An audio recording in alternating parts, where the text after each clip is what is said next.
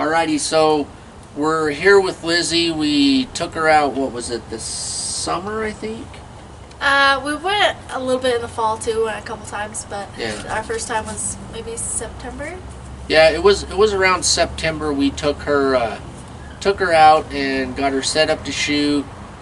And she has not shot since before she got hurt. But we realized that before we put this video out, we just kind of wanted to get a story, as to who Lizzie is, before her accident, after her accident, and how she enjoyed shooting, maybe where she's going with it next.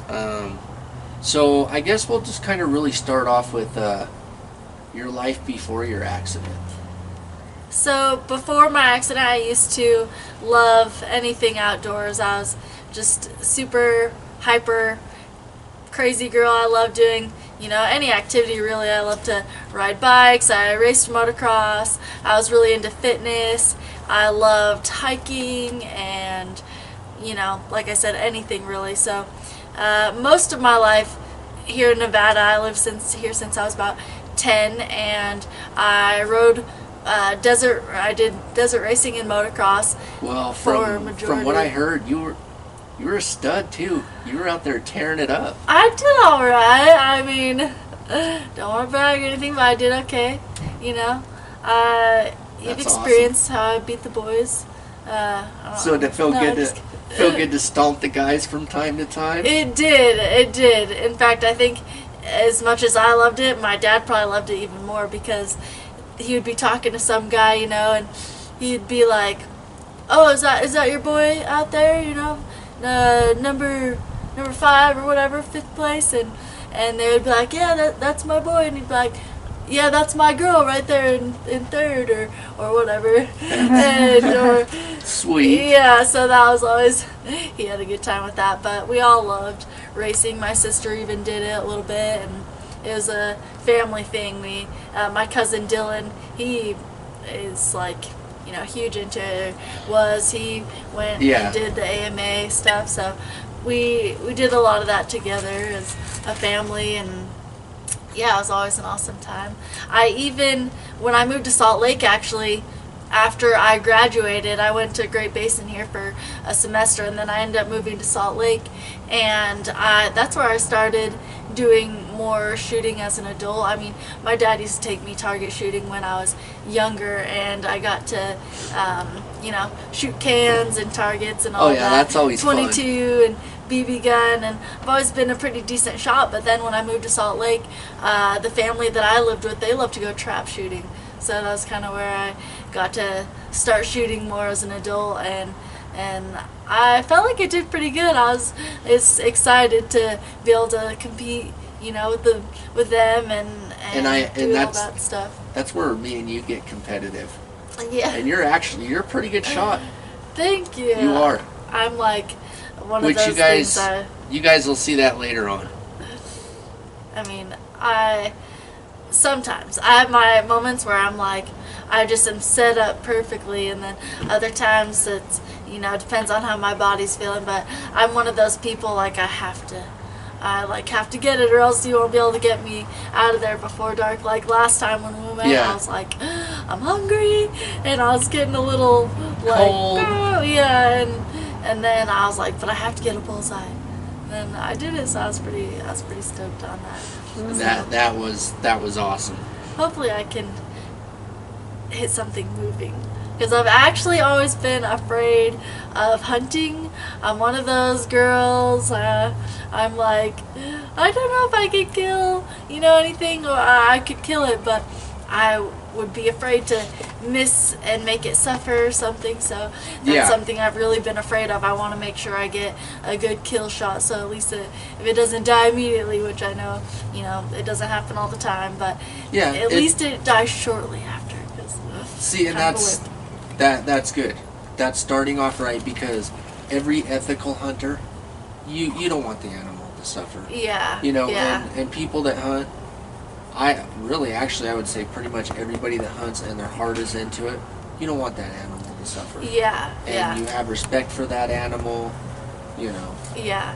Which is I think if you do want to get into hunting, that's the right attitude to have to go down that avenue. Good. So, Yeah. Yeah, I like worry about that so much. So but that's why I think that's gonna help me improve my shot and just make me an overall better shooter too. Because exactly, I'm because you don't like want to that. take a bad shot on an animal and have them suffer. Yeah. You want to choose that right moment, and if that opportunity passes, Yeah. then you don't get a shot. It's better to make a good clean shot, an Yeah. ethical shot, than a shot to where you're rushed. Yeah. And sometimes that does happen, but you just try to recollect. I was gonna say, I know and- that's one thing that you're definitely better at is you can get your spot pretty fast and make a quick shot. Whereas sometimes I'll take like 5 to 10 minutes just to, or maybe closer Yeah, to but 10 to get I've my been shot. doing it for 14 years too. All right. It does. It takes time. Yeah. I know what works, and I know how to get set up, and the more you do it, just like anything else, the more you do it, the more natural it's Yeah. gonna come. Yeah. But Practice. anyways, we were saying that you're really active in the motocross and Yeah. hiking and outdoor, and you've been shooting before. So now take us to. You said you were living in San Diego when you got hurt. Yep, I had moved there to open up a gym. My boss, he owned a lot of Anytime Fitnesses, and so he was going to open up an Anytime Fitness, and he wanted me to go down there and run it. So I had moved down there, and in the meantime, because the gym wasn't up yet, I was working at this other gym. It was pretty awesome. It was like right on the Padres Stadium. Oh, man. Yeah, I could pull the spin bike out on the balcony and just like watch the Dodgers and Padres, and it had That is sweet. yeah, it had a pool on the other balcony, so it was pretty awesome. And just I was teaching Zumba on the beach and personal training, and then I also worked at this restaurant / nightclub called Whiskey Girl, and that was a blast. So Yeah. I was just basically moving all the time. That's how my life was, this constant movement all the time, whether I was dancing, working out, riding my bike. You're like know. that too now, right? Yeah. I still have a hard time sitting still, which would be hard to believe, but I'm the same way. I Yeah. can't. I've worked here and there and stuff like that. Well, I've worked pretty consistently. yeah. For since 2003, and Yeah, wow. I cannot stand to sit around and do nothing. Yeah. Yeah. Which is why I think we click a lot on that too, because we're both very active, and We're down for whatever. for whatever, and It's an activity to be had. and we're you down. don't Yeah. feel sorry for yourself. Yeah, I mean, I have more days than I care to admit where I might Well, be, we but all do. I do everybody too. does, yeah. You know. So, but I was moving all the time, and I was riding my bike to work actually the day that I got hit, and I was riding my bike down this hill, and I don't remember what happened, but I was told that there was a train going one way, so the guard was down in front of the cars, and then the guards started to go up because the train had passed, and so I just didn't try to slow down, but the guards started going back down because there was a train coming the other way, and I don't know if it was because of all the buildings and the traffic, but I didn't see it, so I was about to cross, and the train was going about 45 miles an hour, and I just couldn't stop soon enough, so it. So was smoked it me. a trolley train or a freight Oh train? yeah, it was or- a 6-cart trolley train. So yeah, it was it was on the outskirts of town though, so I think it was going pretty good, like I said, 45 miles an hour, and it was yeah. Well, and it I mean- broke a lot of bones too, didn't it? You know what? Actually, the doctor said that I was lucky that I was so fit because they were shocked that I didn't have any internal damage. I did have a lot of broken ribs, so I had punctured lung, and then I had a broken scapula, and I had my broken neck, of course, and then So I broke were the you- C5. You broke C5. Yep. See, I'm also C5. Yeah. and Yeah. I ended up being on a breathing machine, Yeah. which I'm sure you probably did Uh-huh. too. Mine was from high school rodeo. Just Yeah. basically went over the front my junior Oh year my on a gosh. saddle bronc horse, a bucking horse, and stuck my head in the dirt. But I had my left lung collapsed. Which was yours? Uh, Which my right. your right Was it lung my was right? punctured? I think it was my right. See, mine had just collapsed because they gave me too much anesthesia because I was fighting. I guess I don't Oh. remember that. Yeah, I think you might have said something about that, about your um, getting pneumonia and Yeah. having to do quad coughs a lot, because I've gotten sick this year and I've never gotten pneumonia, thankfully, but doing those quad coughs is, that gets a little tiring, so I can't imagine. What I've what I have found out with the pneumonia or sickness, no matter how sick I feel, get up. Yeah. Get up, because you're in your chair, you can sit up, you can move, you can cough better if you need to. Yeah. So, Yeah. but anyways, you were saying now you were on the ventilator too, right? Yep, I was on a ventilator for about a month. They, I was in acute care for 2.5 weeks, and then I was taken to Reno, and I was there for another 2 weeks, I believe, or around there, and because they weren't going to let me go to inpatient rehab until I was off of the breathing tube. So See, that was the same thing with me. I went to Shriners over in Sacramento oh really? because they specialize in Yeah. the spinal cords and burns. But I had to be off the ventilator before they accepted me. Yeah. So same thing with you. Yep.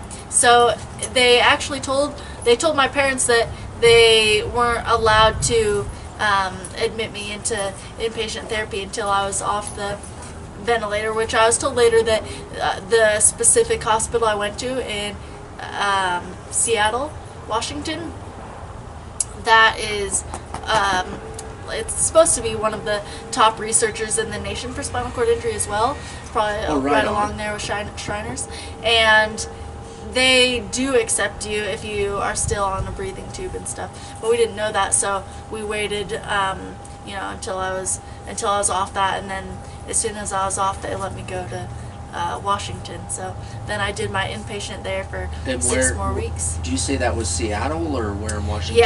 Yeah, Seattle, Washington. Awesome. So, yeah. And then how long were you in rehab for? 6 weeks. Oh, that was it? Yeah, I know they Was said it that. just because of the insurance reasons, or do you know? Or No, I think that's like the new protocol for spinal cord injuries, because I've heard people that were injured before me, so many years, a lot of them got a lot more time in rehab, Yeah. but now they don't really do that. See, and what year was your accident, Lizzie? 2012. Yeah, see, mine was all the way back in '98. Yeah. So I was in Renown for a I month. was in and out. Yeah, it was Washoe Med then. It's Renown now. Uh-huh. But I was there for a month, and then I went to Shriners for 4.5 months. So I was gone a Wow. total of 5.5 months. Oh I my got to go gosh. home. I Yeah. got passes and stuff. Yeah. So 6 weeks, huh? They kicked you out the door? Yeah.